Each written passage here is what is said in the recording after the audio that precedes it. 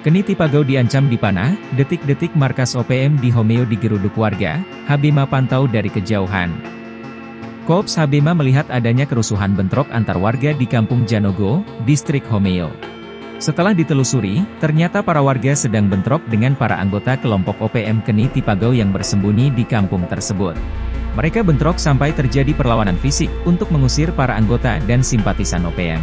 Masyarakat yang terlibat bentrok ini ada yang berstatuskan tokoh pemuda dan tokoh masyarakat. Warga mengaku akan angkat panah dan berani menyerang kelompok OPM yang mengganggu ketenangan mereka.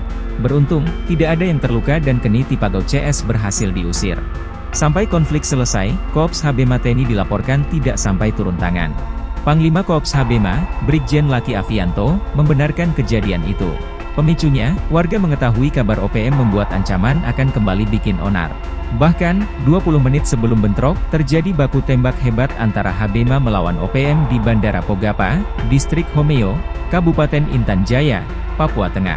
Pada Jumat, 30 Agustus 2024, anggota OPM tiba-tiba muncul dan melakukan tembakan ke arah bandara.